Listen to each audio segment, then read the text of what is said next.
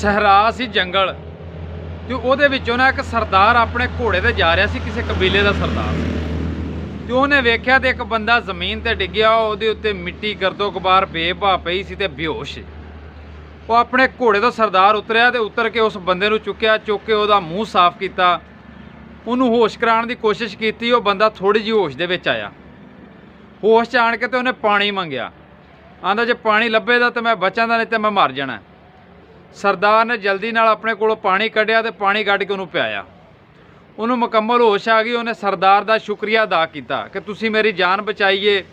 इस बेरहम जंगल ने मेरी जान लै लैनी सी, मैनू इन्हें कमज़ोर कर छड़िया वे।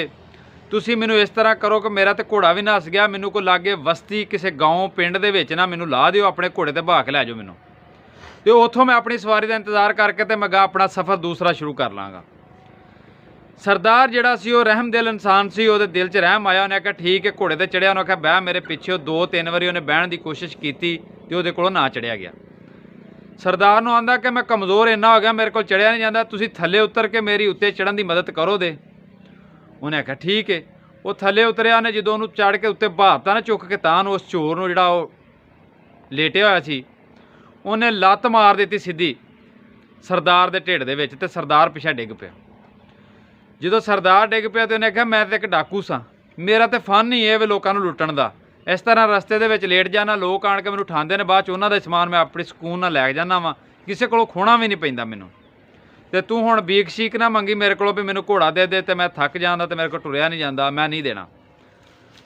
उस सरदार ने आख्या मैं एक कबीले का सरदार हाँ, मंगना जिहड़ा ना मेरी शान के खिलाफ है, मैं तेरे कोलों भीख नहीं मंगण लगा, पर तेनों ये दसना चाहना मैं कि जो इनू किते तू वेचण जाएगा ना, तू डाकू में चोर है, तू वेचना है, मेरा दसी लोगों को कि उस कबीले के सरदार का घोड़ा है, बड़ी नियाब नस्ल का वे, तेरा चंगिया रेटां दे विच घोड़ा विक जाएगा। तो दूसरी गल है कि किसी नूं ये ना दसी कि मैं इस तरह धोखा करके इंज लेटिया सा राह दे विच ते गेड़े च आण के मैं लैके आया धोखा दिता, ये गल ना सुनाई। ये तू किसी नूं सुनाई तो लोगों के दिल जिहड़े ने उठ जाण दे, लोगों के तबार एक दूसरे तो उठ जाण दे, लोग किसी की कदी भी मदद नहीं करनगे। ये कहानी सुन के, क्योंकि जिहड़ा चोर है वह भी इंसान है, जिहड़ा रहम दिल इंसान सी वह भी इंसान सी। जिस तरह एक जज जिहड़ा ना किसी नूं सजाए मौत दिंदा वह भी इंसान हुंदा, जिन्हों सजाए मौत हुंदी वह भी इंसान हुंदा, जिहड़ा सजाए मौत उहनूं दवांदा वह भी इंसान हुंदा। लेकिन ये वे भी हुंदे इंसान है, लेकिन अपने अपने शोबियां 'च फर्क है। तो किसी नूं भी धोखा दे के, जिहड़े लोग धोखा दे के ते बाद दे विच दूसरे नूं फखर ना दस देना, तुसीं ना दस्सिया करो, ये भी तुहाडा आसान है कि ਜਿਹੜੇ लोग किसी का एहसास करते हैं, लोगों के तबार करते हैं, उन्हों का भी तबार उठ जाएगा इस तरह। तो बाकी मेरी दुआ है हमेशा की तरह कि अल्लाह पाक तुहानूं हमेशा खुश रखे, किसी चीज़ की कमी ना आउण दे, हमेशा हसदे रहो तो वसदे रहो।